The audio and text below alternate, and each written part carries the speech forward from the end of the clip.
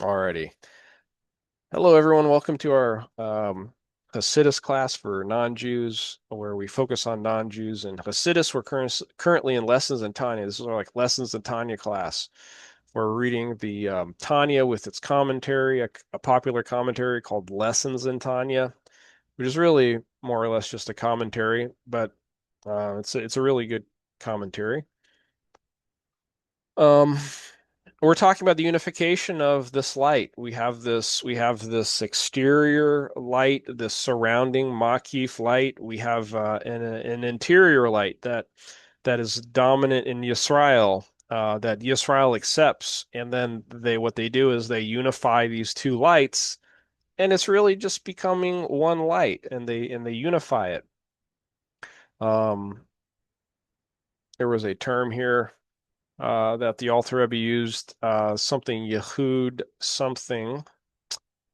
Um, but anyways, so um, man, I just keep on wanting to talk about it, but I know I'll get on my spiel. But basically, think of the Or Makif as the non-Jewish and exterior worlds. Think of the Panemius as the Jewish world. Kind of. It's not quite accurate, but what they do is they unify this light. Um, Israel explicitly does it. Um, in the non-Jewish world, it's only in the aspect of Makif, and there's non-Jews that don't even see that light, and there's non-Jews that see it vaguely from like, for instance, like the Klipot Noga, for instance. Okay.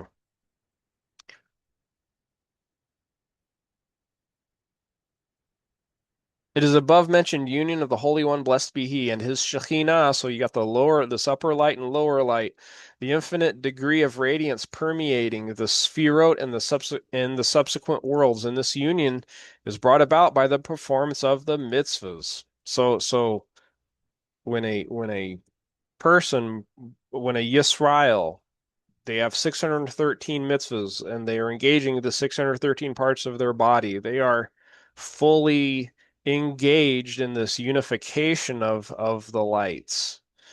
It, I haven't ran across explicitly where it says a non-Jew can do that. I don't see why not, but it's not many non-Jews like take on 613 and do them. I don't know. Not only that, but you got the aspect of being Mitsuve Osei commanded and does. Does that have an effect? We'll see. Maybe we'll see, but that needs to be studied. Um, because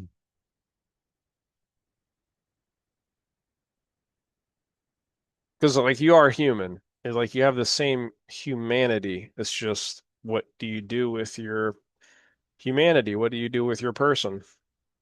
For it is an additional radiance and effluence from the light of the Ein Sof, the supreme emanator of the ten Sfirot, in a measure exceeding the radiance and effluence at the beginning of the emanation in the world of Atzilut and subsequent evolution. Inasmuch as the additional measure of infinite radiance and effluence far transcends Atzilut, so much so that in comparison to it, the world of Atzilut and our grossly corporeal world of Asiya are equally distant. It enables the radiation of Atzilut to find its way into the world. So think of the Torah and the mitzvahs as the conduits, the pathways, the frequencies that our bodies and the world in this world can see this or Ein Sof, so to speak. That like it is that down channeled light of the or Ein Sof that we can see. Um, For instance, I think I told you guys last time, like doing a mitzvah such as kindness, good deeds, people see that as light. It's like a thing. Like you just, you know, some people are sensitive to it, some people are not. A lot of it has to do with where their animal soul, their nefesh behemoth, derives from. Do they come from the really heavy klipa, or do they come from the translucent klipa of the klipat noga? And the additional radiance and effluence is bestowed upon the sphera of Chochmah, which is the first of the 10 sphirot. This is the meaning of the above quoted phrase, and a helmet of salvation upon his head. For Yeshua shares a root with Vayesho, which is the verb in the phrase, and God turned toward Avel and his gift.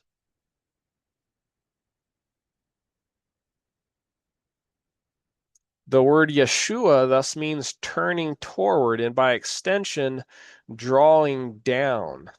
This alludes to drawing down of the light and abundance of the Shin Ein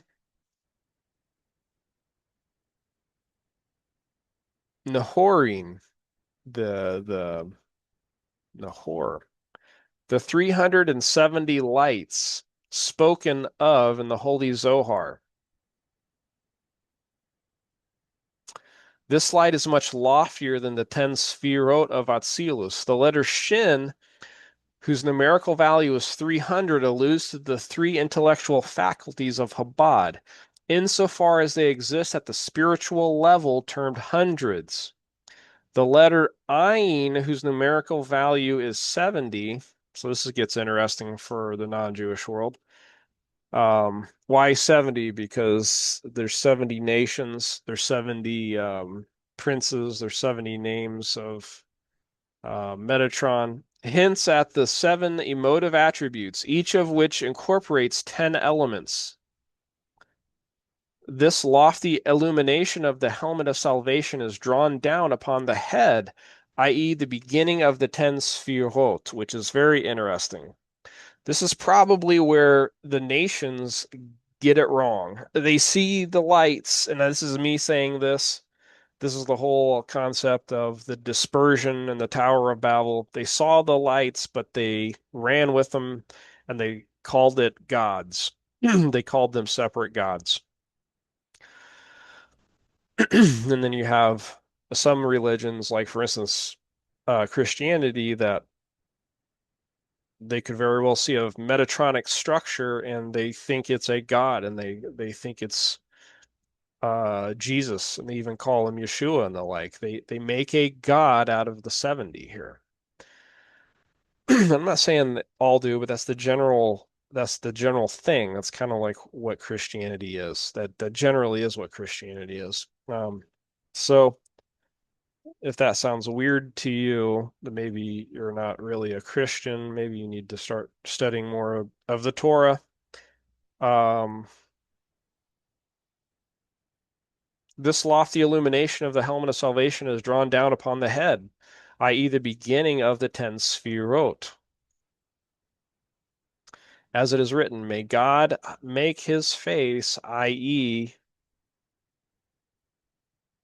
his inner being, shine upon you. So face and inner panim, face and pani, the inner aspects, it's the same root word. So as it is written, may God make his face, i.e., his inner being, shine upon you, upon his people in this lowly world. How's that done? It is written, may he make his face, i.e., his inner being, shine with us forever. That's taken from Tehillim. That's from Bamidbar in Book of Numbers. That which ensures that this divine light be with us is the practice of charitable deeds. We just talked about tzedakah. So that's it's a perfect example of this light that I'm talking about. And that's kind of like what I was getting at earlier. It's like non-Jews have the ability to do some of these lights. Does it mean in your entire being? I don't know. This is me saying this, it's up to you. But what, like we've talked about too when this happens. The Alter Rebbe says that there are three garments. This is like a known thing. It's a well known in Chabad. But there are three garments of the soul: thought, speech, and deed. Thought, speech, and action. There are three major mitzvahs that the Alter Rebbe talks about that act as these garments in each one of those three places. Of thought, it would be Torah study. Of speech, it would be tefillah, prayer. And for action, it would be tzedakah. Non-Jews can do all three of those things. So, and why are those three things important? Because the Alter Rebbe basically says that each one of those mitzvahs is as if you have done the entire Torah. Um, so how does that apply to non-Jews? That seems like a pretty good clue to me that non-Jew can um, shine these lights as well. Um, I would say though, what happens when a non-Jew stops studying Torah? They stop doing tefillah prayer, or they stop giving tzedakah. It appears to me that they step away from that light. You know, they go off and do something else. Maybe they watch a football game and they do something very mundane or whatever. It would appear that that light gets removed or whatever. I don't know exactly how it works, but that's kind of what it seems to me, and from my own experience in life. Um, so I think I'd love to see this research further without with actual Torah. Um, and this is the meaning of the phrase, "He who sows tzedakot, charities, brings forth yeshuot, salvations." Very cool. So, i.e., the distribution of charity results in the salvation brought about by the light of the above mentioned Shin Ayin Nehorin. So this is a very big deal. So may God make his face shine upon you. Note by the Rebbe. Here begins the Alter Rebbe's request to those who receive the letter, those who were to give the charity.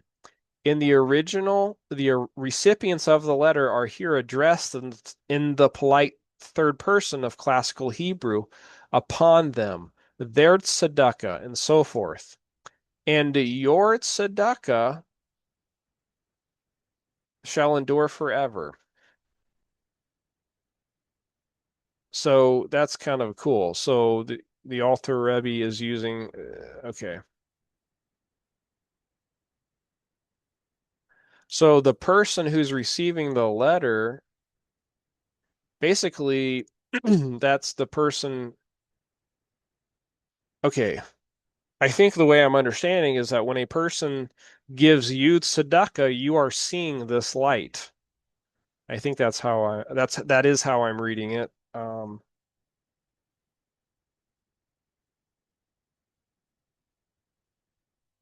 Those those who were to give the charity.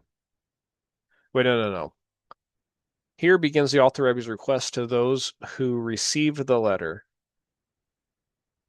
those who were to give the charity. In the original, the recipients of the letter are here addressed in the polite third person upon them. Okay. I think that's what's going on, but I'm not 100% sure. That which is revealed now as a result of an act of tzedakah is merely the fruit.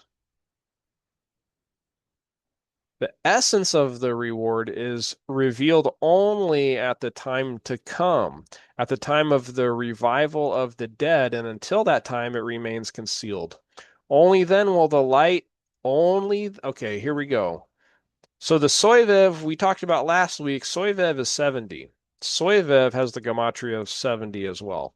Only then will the light of the Soivev Kol Almin truly permeate and clothe itself within this world, as explained below. So these 70, the Soivev Kol Almin, so it has the potential for these 70s, the 70. Okay, and what is it? We're looking at Ayin here, which is also 70. So the Shin Ayin Nahorin, it is it's coming down when this stuff happens. Um, May your horn, i.e., power, be exalted by the salvation, Yeshua, of the one who causes the horn of salvation to sprout.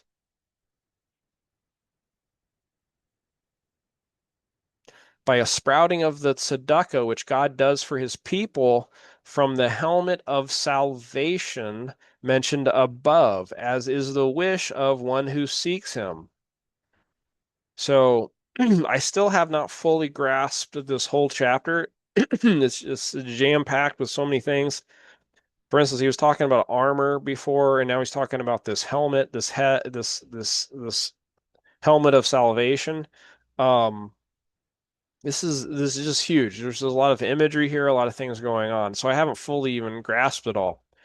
Um, but this is a really big deal. And the fact that we're talking about tzedakah, as long as a person is doing things for true kindness, they're doing true tzedakah, then I don't see why this would not also have unite these lights and fulfill a similar purpose. And the reason why is because there are non-Jews, there's certain non-Jews.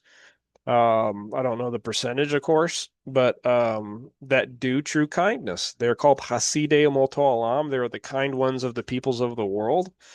We've learned this from the beginning in chapter one, which is interesting. He seems to kind of um, circle back around to this, but the kindness of nations is sin type thing is what I'm referring to. Um, so um, there's an aspect of tzedakah saves, as we just talked about, as Tanakh talks about in Tehillim. Um, so there's certain non-Jews that are from Klipot Noga. They do have an element of bittul. They do genuinely care for their fellow and the like. Um, and there's tzedakah here. So I would think that there's a very similar aspect of what's going on here. This is a big deal. This is a really, really big deal. And that we're talking about seven again. So we're talking about 70s. We're talking about sevens. This is a very, whenever there's something to do with 70, you're talking about front side, back side of the nations in Yisrael. You're talking about the 70, which is in the front side, which is in Yisrael. You're talking about the 70, which is the back side, which is the nations. And that 70 though, or that seven is an interface.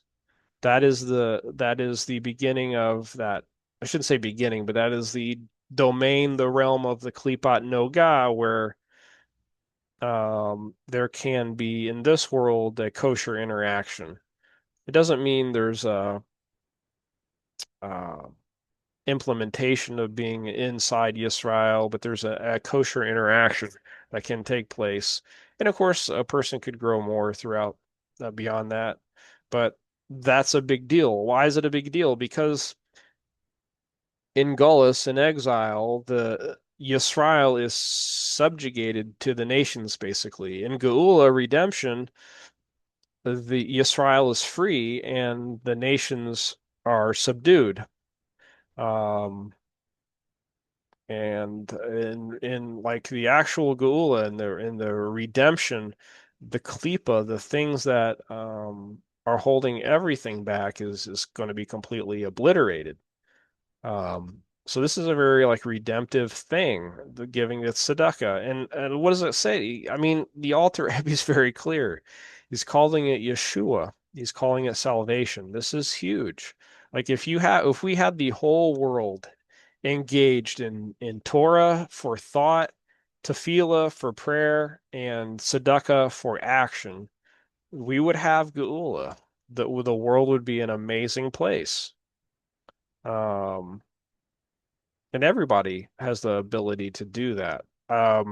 So it's very frustrating when I hear that, for instance, oh, you're a non-Jew, you shouldn't be doing those things. It's like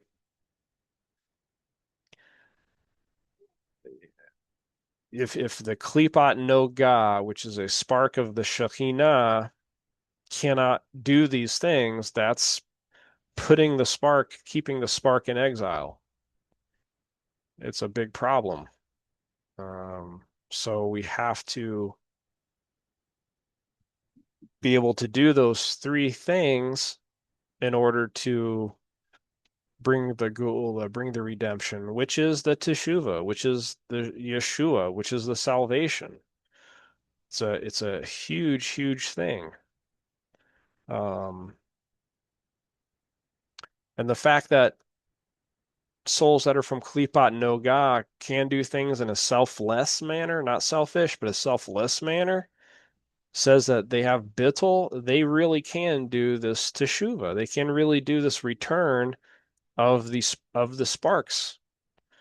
Um, and this is a really huge deal. The Emoto Alam, they're still wrapped in that really thick, harsh klipa. Um, they do not see that or makif, that light. They don't see the noga. They are in this strict, harsh left side state. Um, but it does say that in the times of Mashiach, that klipa, that harshness will be removed, and they will be able to see the light. So, alrighty, everyone. I really appreciate the talk and the class tonight. I really appreciate everybody joining. Um, so, uh, be well. And we finished chapter 4 on, or excuse me, chapter 3. God willing, next week on the chapter 4 of Iggeret HaTeshuvah, or Iggret haKodesh, excuse me. So, alrighty, everyone, be well. Thank you, Yeah, James. Have thank a you, wonderful everyone. Shabbat Tov. Be well.